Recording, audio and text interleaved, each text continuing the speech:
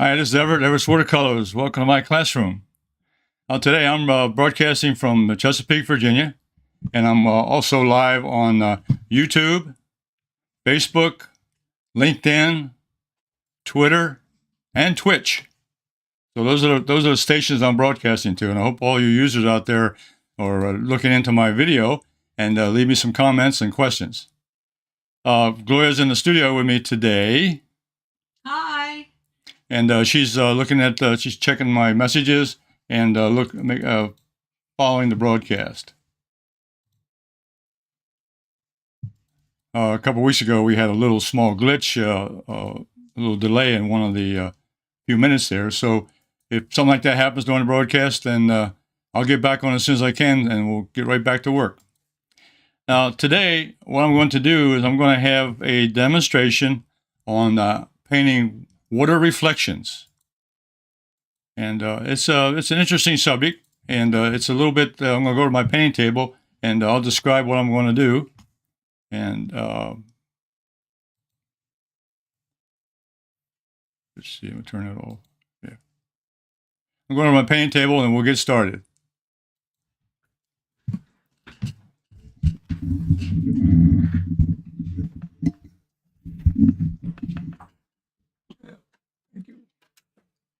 Red light on. Okay, this is my reference photograph. This has got a body of water, a large mountain mountain range out here, and a nice source of light coming down with a reflection on the water. So this is my inspiration today. I saw this and I said, wow, I think I want to paint that. So that's usually what happens. You see something that you want to paint, and then you got to figure out, how am I going to paint it? So that's the job of the artist, to do an interpretation of what the artist sees. And I'll give you my interpretation today. So we'll start this off with a look at the reference photograph. And let me go through another few more descriptions here. Here's my design drawing, and I'm going to bring the horizon down a little bit below the midpoint. The midpoint's here, so I'm going to have a low horizon with a lot more sky. So it'll have a low horizon, but this is my design plan. And I've taken a little bit, of course, I've taken some artist license here. I've added some other features here to the photograph, which we'll get into as I paint along. So this is my design sketch.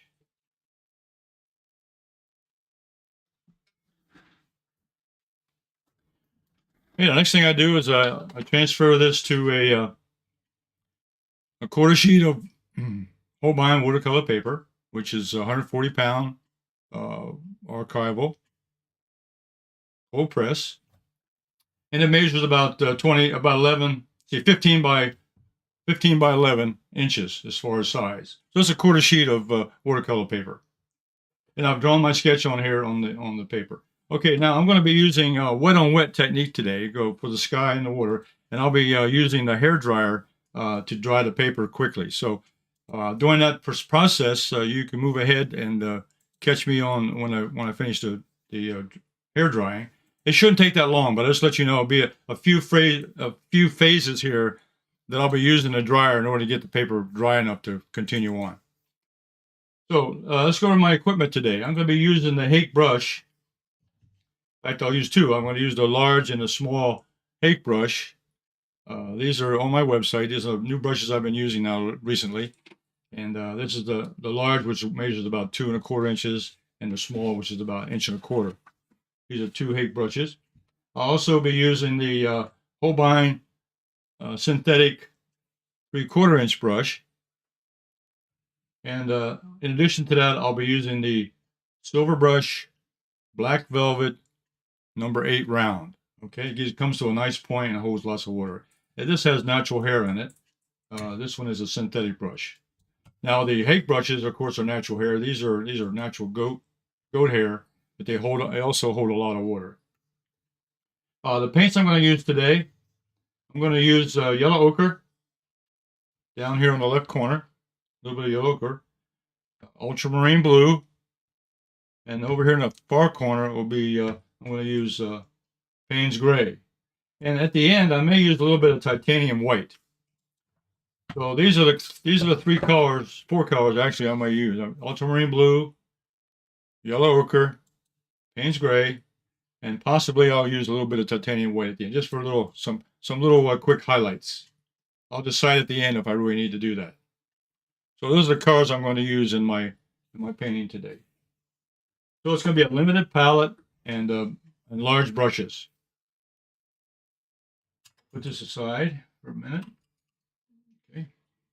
All right. So the first thing I'm going to do is I'm going to wet the paper. Now with this Hake brush, which is a large Hake, it handles a lot of water, so you can cover a quarter sheet of paper very quickly. So I'm dampening the sky, and I'm going right down across the bottom here into the water. And this pre-wetting now will help the flow of paint down the paper. And you can also pronounce. I've heard the pronunciation. These are Hake brush also, and I guess it comes from Japan where the sake rhymes with hockey, but the real pronunciation is Hake, and but Hake or Hake, it doesn't matter.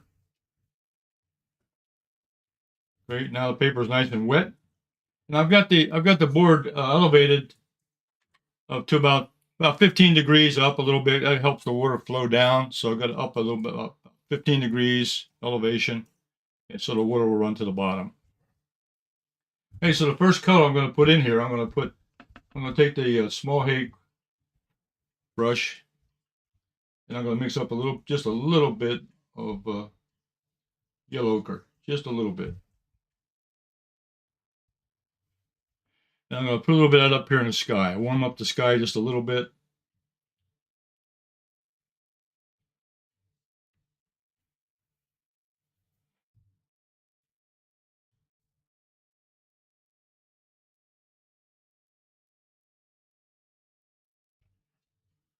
Now, of course, in reflections, everything that's in the sky is also going to show up. Is also going to show up in the water. So if I have a little bit of warmth in the sky, I'm going to have a little bit of warmth in the water. So that's one of the things that when you do a painting, that the colors in the water will be reflecting from the colors in the sky.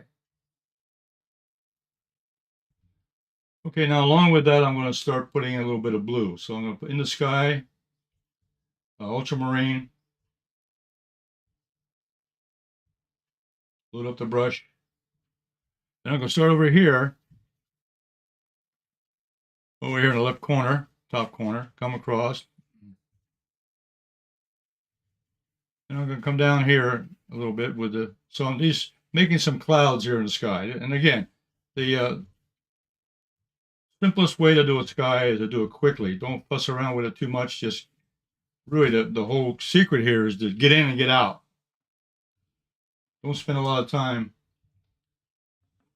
I'm going to put a little more, the corners, I'm going to put a little more value up here in the corners, away from the lights. So that the actual, the lighter area will be in the center area.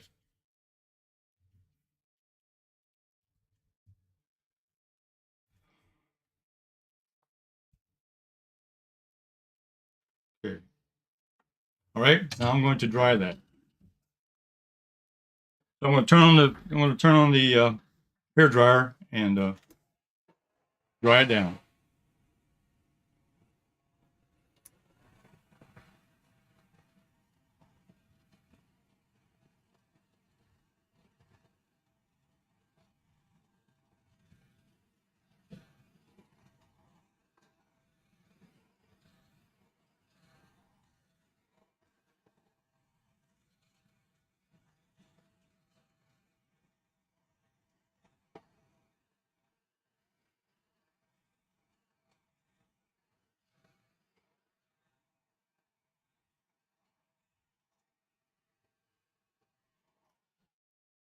It didn't take too long.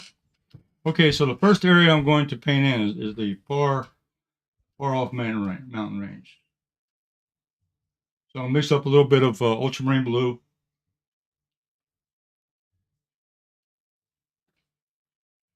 using a Hake brush.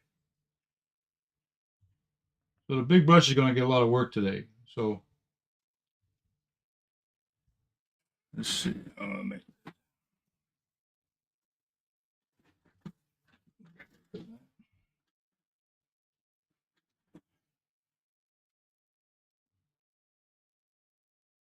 So using the Hake brush, I'll go in and fill in the shape of the mountain range here in the background. And it's going to be a medium value blue.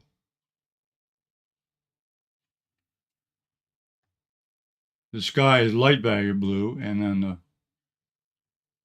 so this low far background mountain range is going to be medium blue.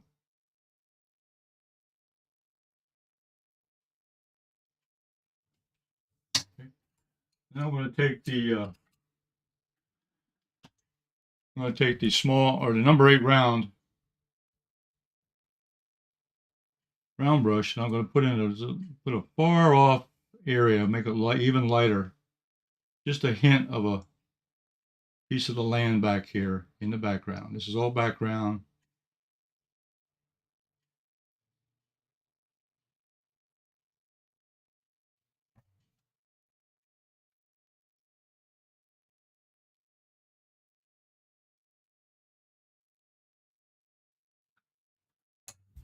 So, all right, I'm going to dry that.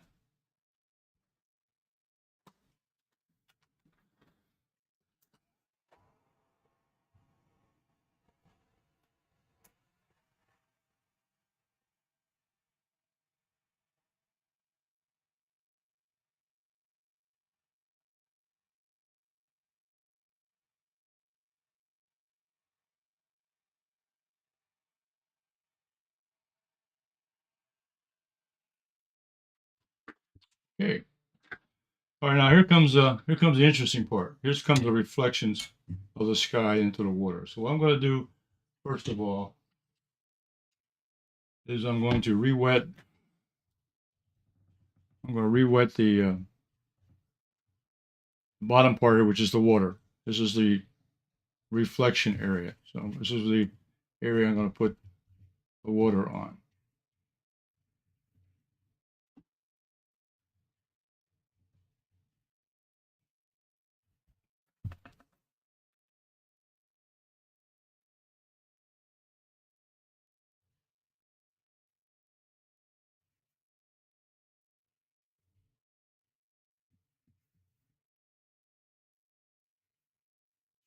Okay, let the water soak in a little bit. Then I'm going to prepare the ultramarine blue in the small Hake brush. Let's see. That's good. I'm going to start over here. I'm going to bring that down in a graded wash. So over here.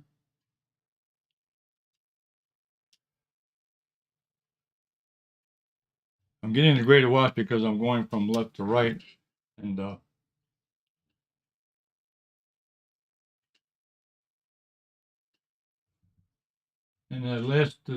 outside area, I'll get just a slightly darker. I'll put a little bit of just a touch of Payne's gray in my mix.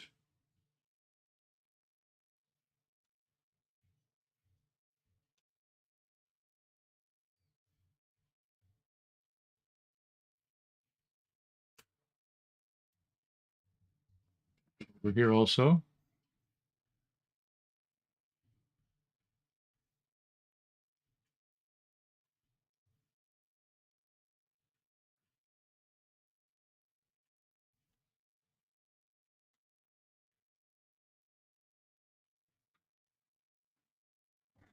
Okay, now I'm going to dry that.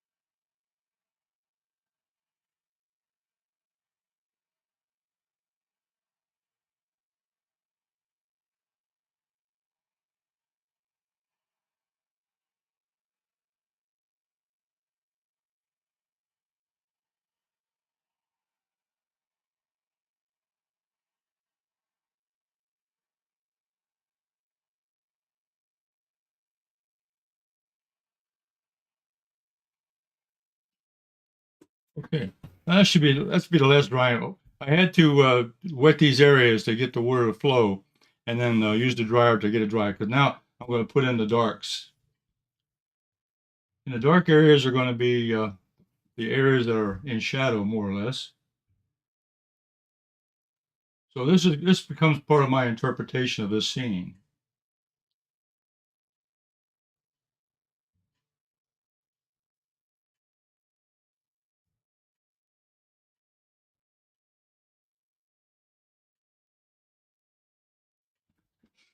Let me get there. Check the color. Be a little darker than that. So I put in the light area in the sky. I put the medium value in the background mountains. Now this becomes the dark, which will start out here in the middle ground, but then it'll come forward.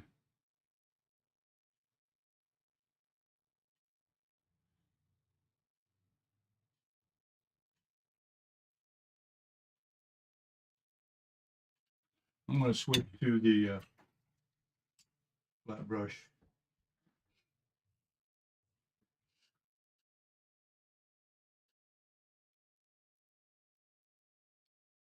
Gives me a little more detail control with the edge.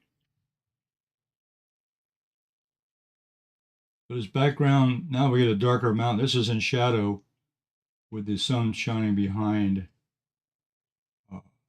the other part of the landscape.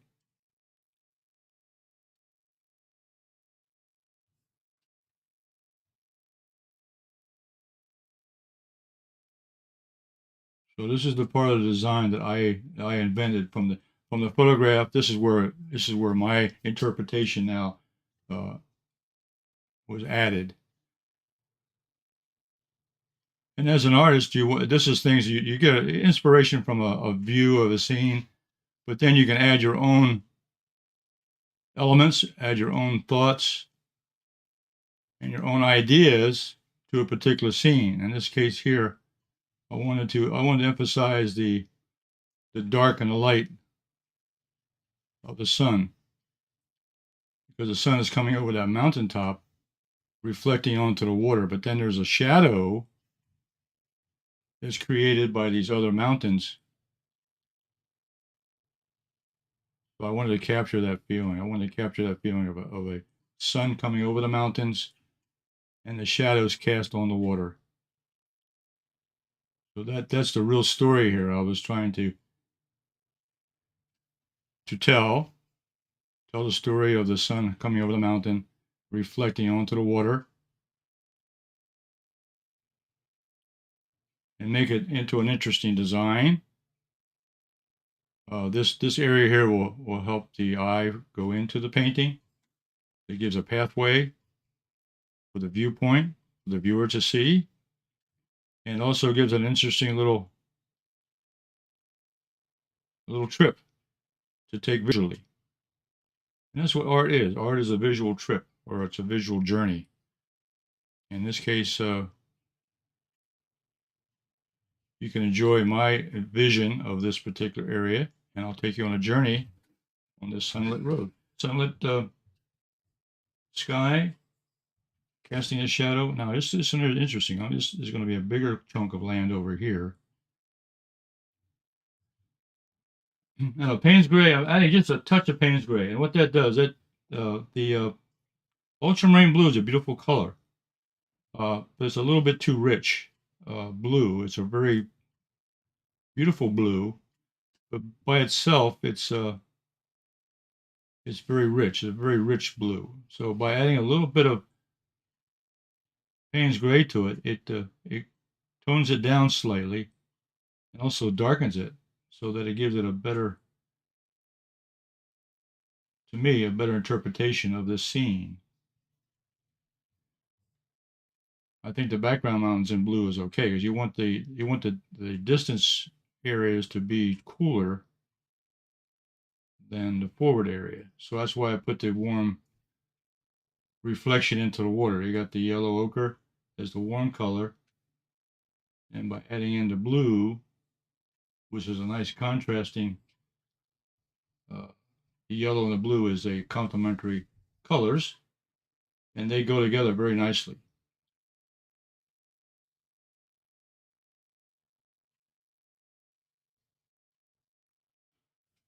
Okay. And using this flat brush, I get a little more control, and I'm really just these little corners and things. I'm making these corners and these sharp turns. It's a little bit easier with a flat brush. I had thought I was going to do it all with the Hake, which is what I wanted to try, and I've done that before, but I think this is a little more reasonable, and probably most people watching this can adapt to this sort of technique and may try this painting also.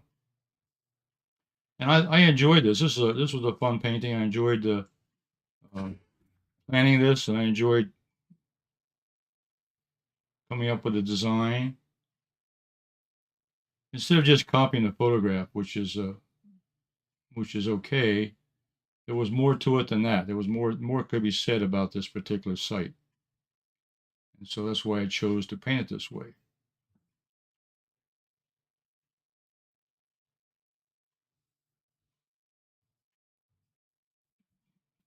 Okay, coming down here to the bottom, and I guess a little different down here. So this side is different from that side. It's a little bit bigger, and it's got more different curves and more contours and so forth. So when you are painting, the idea about painting is don't make your size equal in size or in shapes. You know, give them give a little variety into the design.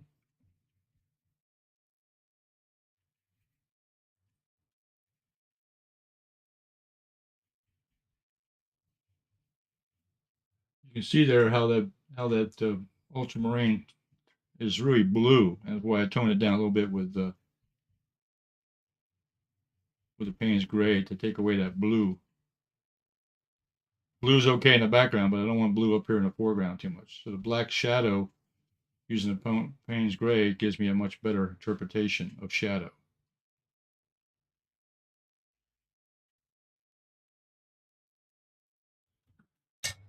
Okay. All right, now I'm going to finish off the rest of this painting over here with the number 8 round silver brush, black velvet. Oh, this is a beautiful brush. And I use this in plein air also. I use it here in the studio because it's such a beautiful, I just like the way it handles. I just like the feel of it. It does a nice stroke, smooth.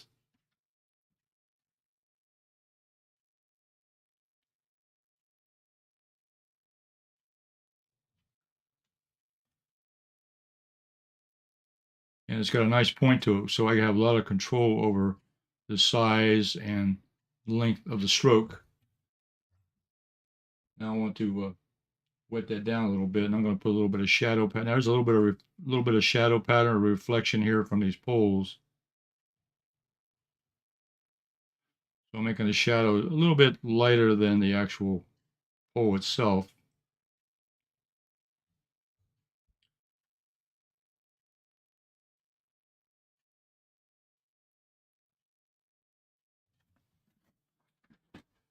Okay, now another element I added to the scene, which I think would also add a little interest here. I put a little boat back here in the middle ground. And again, just freehand. Put a little rowboat back here, and I put a little fisherman out here in the boat. And I'm going to wind up. I'm going to finish up putting some birds in the sky. So with this brush, I'm just going to do a little V.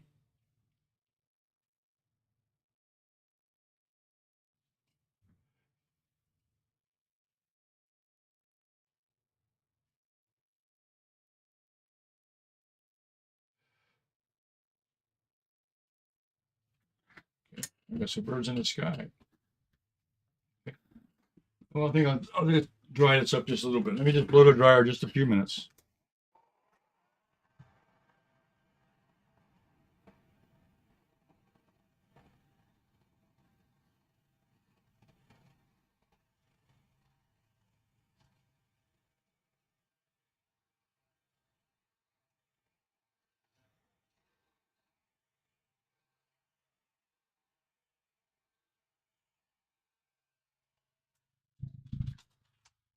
Okay. All right. I'm gonna make a little bit, a couple adjustments here. Uh, as the paint dries, as the watercolor dries, you see some of it dries lighter than others because there, in some areas, there's more water in the brush. So I'm going through. I'm going to do just a little bit of adding some value here, and also over here on the left, I'm going to make this a little bit, just slightly darker over here, just so it balances with the right side. The right side is darker, so I don't want two values here of the painting.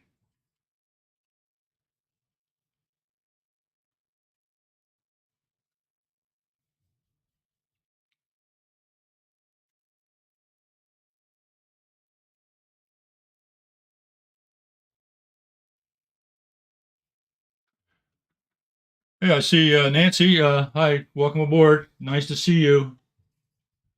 I'm glad you could watch in. This is something I like to do. I like to teach, and putting online gives me an opportunity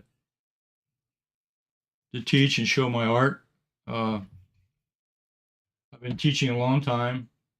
I've held classes a lot of places, but this gives me an opportunity to do it online. And if I get more and more people watching, then it'll be more fun that way. So, welcome aboard. Nice to see you.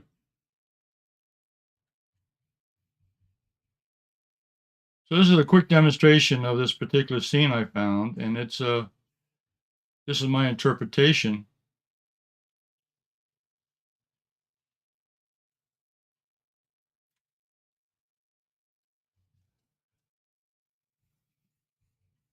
There. So what I did there was I added more value, a little more value. So I didn't want the two sides to have different values. So I added a little more paint over here on the left because the paint dried out, and as it dried out, it got lighter. It got lighter, and that's what happens to watercolor. As the paint dries, it gets lighter.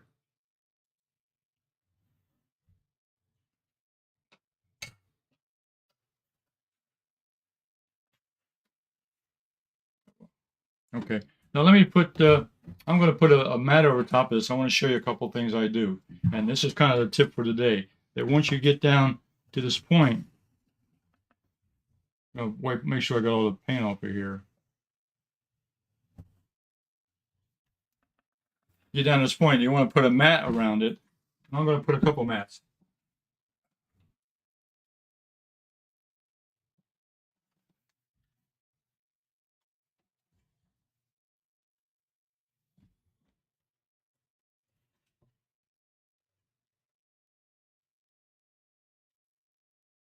Now the first mat I put there is a white mat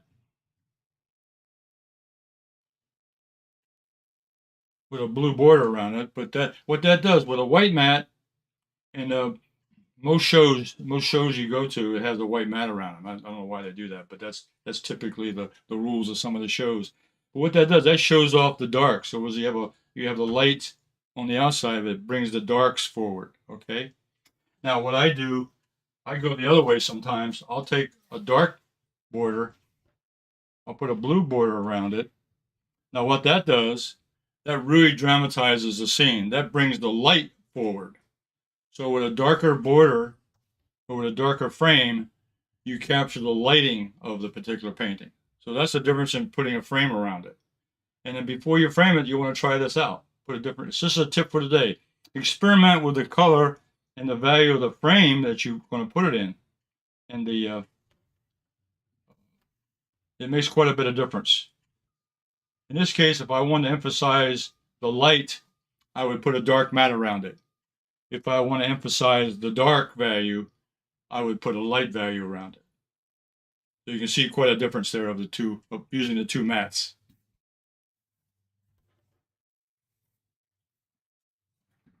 Okay. Okay, before I did this painting, I did a couple practice sessions. I did a couple practice paintings here that I did the same value. And you can see here, every time you do it, every time you do one of these paintings, especially with the sky, you're going to get a different result. And that's okay. That's what you want. You want the skies to be almost instantaneous, and just quickly do them. Just put in the colors, have a little idea of where you want the clouds possibly and where you want the colors, but then go ahead and just put it together. And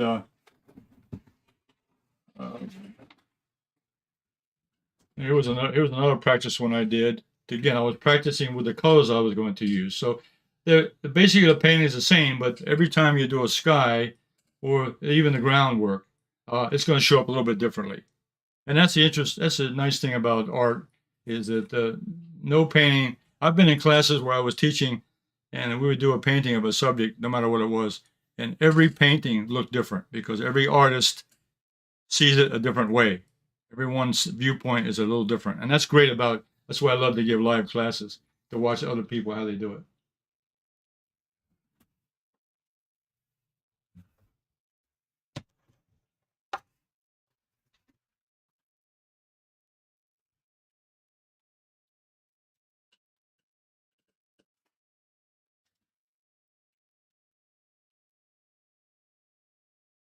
So make some comments about what you've seen today, and maybe you've learned something. Maybe you learned how to put a sky in. Maybe you learned a little bit about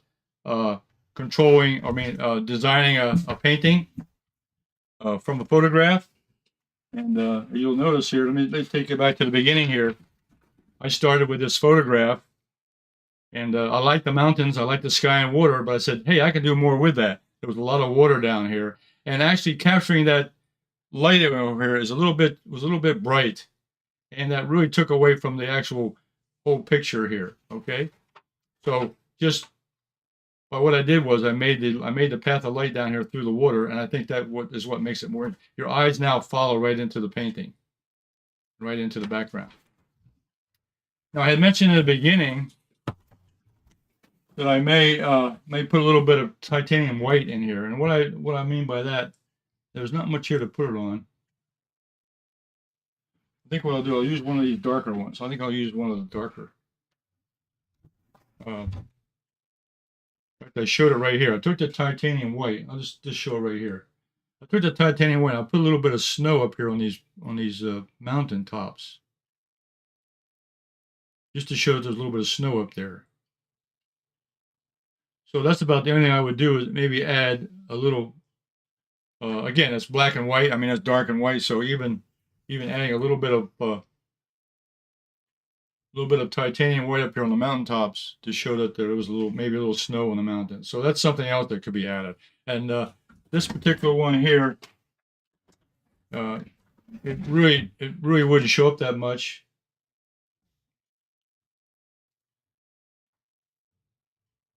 I got darkness on there. Okay. I think you got the idea what I was trying to say about putting an extra touch there of white on there for snow. But let's go back to my main camera.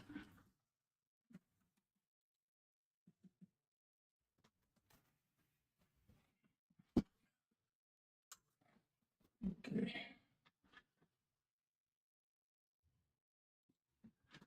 Okay. Well, that was concluding my demonstration today. It was the time frame was shorter because the steps I followed were so quick with that Hake brush, with a hockey brush. You can cover an area very quickly. In fact, the sky only takes a couple minutes to put the sky in, and then you dry it, and then that's the only time you take to wait for it. And then you put in the water, and that's another big brush stroke. So it didn't take very long to get those two big areas in. And then blocking that in, then I went ahead and added the landmass. So that's what made the time go so quickly. So I hope you enjoyed the presentation today, and I want to hear some questions and some comments about the show today, and share them with your friends.